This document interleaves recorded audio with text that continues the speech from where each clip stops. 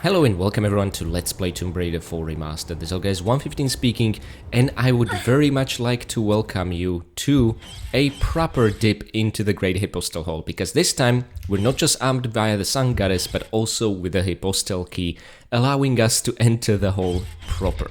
So, looking at the stat screen, we already scratched the surface of this level, but now we're gonna wrap things up. We are gonna get our hands on the remaining 13 goodies, raising our total to 267.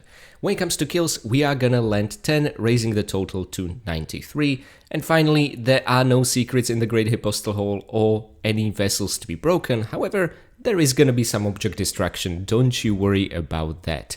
As it pertains to the achievements, there is finally an achievement we get to unlock in Tomb Raider 4. I know it's been a while since we entered Karnak, and it's called Gacha, and it essentially involves taking care of a completely new enemy type in a very cheesy way that's gonna become a staple of us encountering these guys.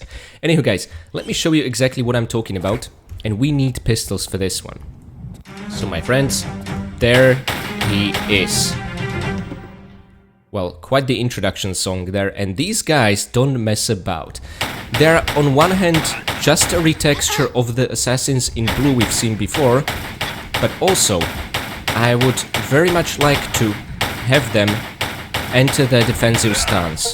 But that didn't happen. Well, okay then. Defeat Red Assassin with Lara's pistols and don't let him fend off any bullets. See, when this happens, you will have no bloody idea what the achievement is talking about if this is your first tango with Tomb Raider 4.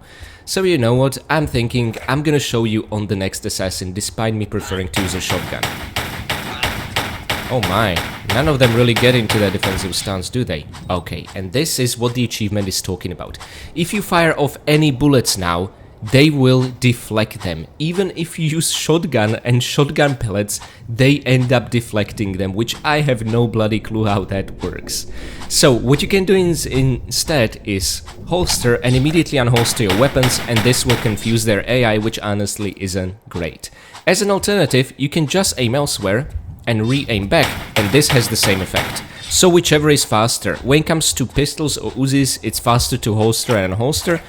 But if you're dealing with shotgun, it's actually faster to just start aiming elsewhere. Okay, guys? And that's essentially how, if you messed up with the first assassin, you can take care of things with the second assassin. That's really it. So this achievement can really be unlocked in any level these guys appear in, but of course I always try to show you the very first instance or where to unlock everything. So we did that for the very first one, although we got a bit lucky. Now the optimal weapon for these guys, and especially if you're surrounded, is absolutely a shotgun. Now don't get too close, because these guys will start slashing. Oh my god, despite behaving rather defensively so far. And again, shotgun takes a while to holster and unholster. It's a slow process, unlike pistols or Uzis, but hey, it still works. Okay guys, so we took care of that without taking any damage, which is awesome. Again, these guys can often go on the offensive rather than defensive, and it's a little bit unpredictable. Furthermore, these guys are dirty, disgusting little thieves. They will try to nick any small goodies in the vicinity. Be very careful of that. They're kind of in a sense, evolution of the monkeys in Tomb Raider 3, although whilst those could only nick off small medpacks and carry them in their mouth, so you still had a chance to retrieve them, these guys can steal any goodies, and once they touch them, even if you kill them afterwards, they're not gonna drop them anymore, okay? So just be very careful. Now this corridor, which I only showed you before via the photo mode, we can finally access because we have the Hypostyle key. This is absolutely crucial, and guys, I hope you're gonna forgive me this crime, but I'm gonna save the game here because a couple of unpredictable things could happen, especially if you're interested in all the goodies, okay? So there we go, and now let's enter the hall proper that I only gave you a sneak peek through the door with the depiction of the god. Thoth, I guess, would be the pronunciation. Thoth? Thoth? Okay, I'm not gonna get into it. So anyway guys, the moment you cross this threshold, be careful. 2 red and black assassins are gonna spawn, but you need to hurry up, because this medpack over here, unless you pick it up ASAP, is gonna disappear, because these bastards are gonna steal it. Furthermore, the guy over here, you wanna kill him facing a certain direction, otherwise you're gonna lose the Uzi he carries forever. That's one down, and another to go. Okay, I think they both died on this tile, and there we go. And by the way, guys, a definitive proof. Remember how Uzis, essentially, when you find the ammo, they give you 45 bullets. Well, this time, if you pick up the Uzi weapon itself, it's just 30 bullets. Yeah, it doesn't really make a lot of sense. But one of the reasons I saved here, I wanted to be careful, is first of all, to pick up the small medpack here before he gets stolen and permanently disappears, and also the guy firing off from his Uzi over here, so these bastards are a bit versatile, he can fall down here whilst dying, dropping Uzis inside the column, and you'll never be able to retrieve him, okay? So this is why this entire situation just makes me insanely nervous. Anywho, guys, welcome to the Great Hypostyle Hall. It is a glorious sight. What's really interesting is that it consists of 3 large chambers, and each of these has sort of 2 or 3 connection points. This one is completely caved in, and you now have the option of either going through the middle or going through the left. But here's the really tricky thing, and one of the reasons why I don't enjoy playing this level, despite it looking great. There are very specific spawn points you need to keep in mind if you're interested in finding and killing all the enemies. So first of all, from the first chamber, make sure to go through the middle, and this way you'll cause the appearance of a red and black assassin over there. And don't worry, I'm taking a picture of these guys, but there's a very good candidate later on. See, with shotgun, it's much quicker to just aim elsewhere and re-aim rather than holster and unholster. Oh my, this guy can take a beating. I guess if you don't miss a single pellet, you can take them down in 4 shotgun blasts. They clearly wear some bulletproof Kevlar or something like that. Okay, we killed the assassin, got our hands on the shotgun shells. Now what I would like us to do is... oh yeah, first of all, this part of the rubble is sort of caved in.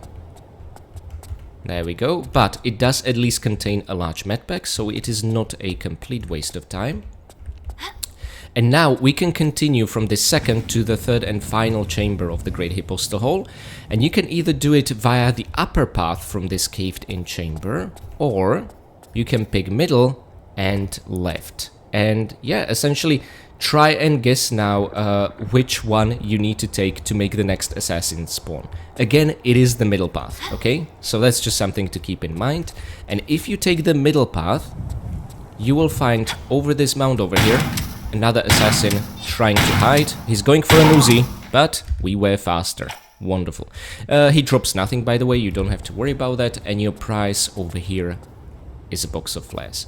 Okay guys, so now that we are in the third and final chamber, what we essentially need to do to continue is first of all activate the switch over there, and the textures over here are already a hint. There'll be some serious monkey swinging action over here, okay? And you can absolutely take a shortcut and jump from here, up here, and monkey swing like that. But if you are interested in all the kills, you cannot do that. Again, this level just wants you to play it in one specific way and no other. Instead, in order to make the next red and black assassin spawn, you need to take the upper path above where the large medpack was from the second chamber and start monkey swinging here, okay? It's very important. And when you do, you already hear a sound of an assassin sheathing his blade. There we go, I heard that. He jumped up, and the cool thing is, as you'll now find out, is that these guys can monkey swing just like Lara. These are highly competent assassins, I like that a lot. Let's have proper adversaries. Okay, and we just extended a trapdoor in the second chamber. And now guys, Uzis are your best bet here. But I really don't want to miss the opportunity to take a picture. So, there they are, monkey swinging, just like Lara would.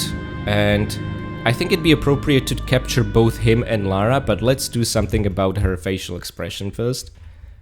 Just something more combat appropriate. There we go. We are using Uzis, so that's exactly what should happen. We can even see smoke coming out of them. Awesome. And yeah, there we go. Let me just rotate this somewhat. Yeah, I think this works quite nicely. We're gonna get a picture from here and also in the original graphics. And you know what? I'm probably gonna look for another opportunity to take a picture of these guys with their blade unsheathed, because that thing has a very interesting mechanism.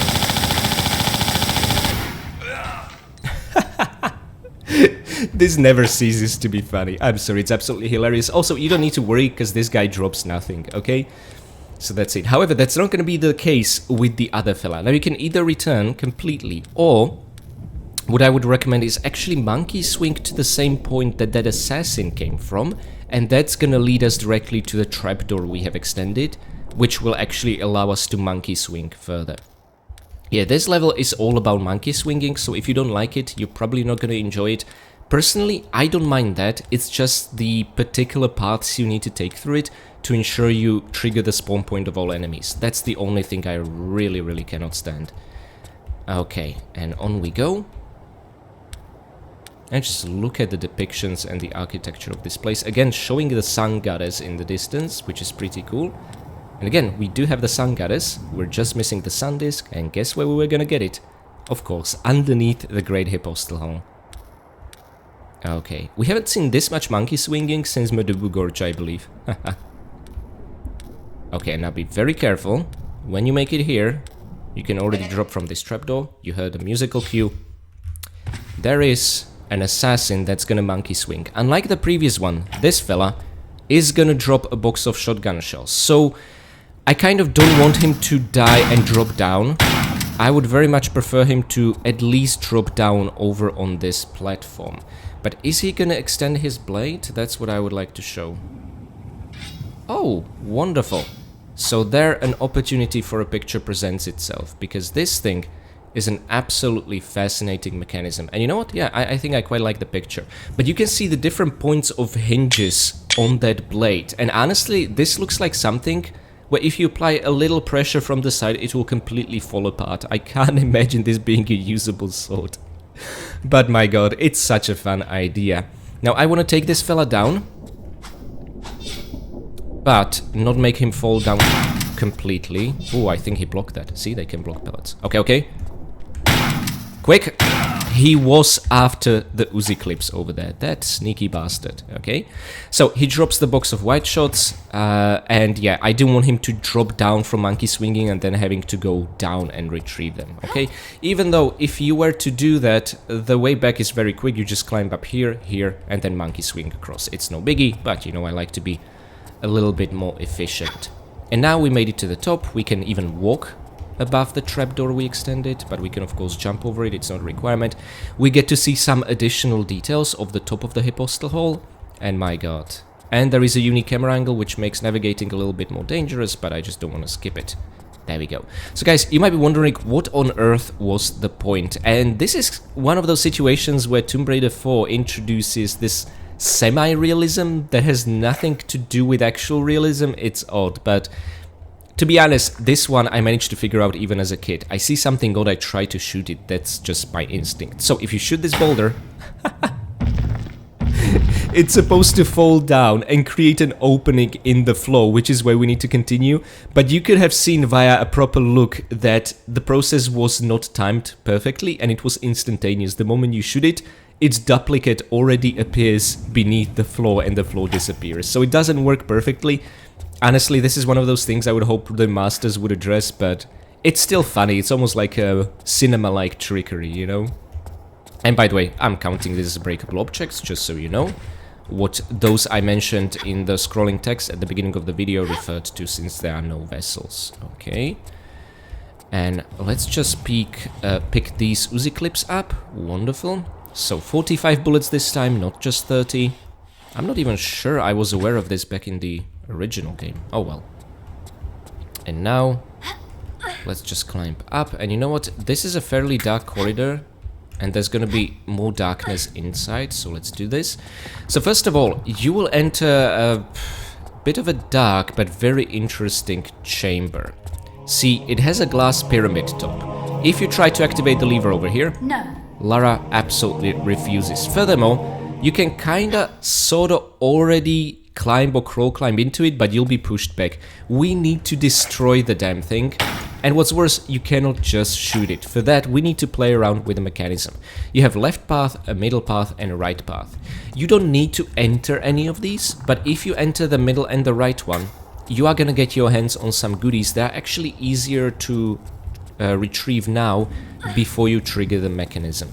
Because each of these chambers has an entire obelisk on a spinning, rotating mechanism on it. You probably already knows what this means and what we'll need to do. Well, especially if you're Tomb Raider 4 veteran, you exactly remember. And this is, I think, one of the cooler puzzles in the game. I really like it a lot. But it just pays off to explore it further, because once you turn them, they can end up blocking your way into it. And I don't want to say it's impossible to then get in, but it's just 10 times more awkward. So I'd prefer to do it now. And you will also see in the ceiling of each of these chambers that there is a certain mechanism up top. This is not a coincidence. That's exactly what we need to reach. But first of all... Oh wait, can we corner shimmy like this? That would be advantageous. Awesome. There they are. The Uzi clips. Okay, so we just pick the place clean of any goodies, which is wonderful. And now, back we go, and the way to get up is to leave this chamber altogether. And remember, there was a hallway we ignored when we were entering here. That's because it leads to a ladder, which leads up to the mechanisms. And this is a very straightforward affair, but I don't know why, it's just one of the most satisfying puzzles in the game for me. Okay, perfect ladder alignment required for this one, so use the border of the texture down there for orientation, drop the flare mist, Croft, and up you go. By the way, doing this with her arms only looks incredibly painful, if I'm being honest.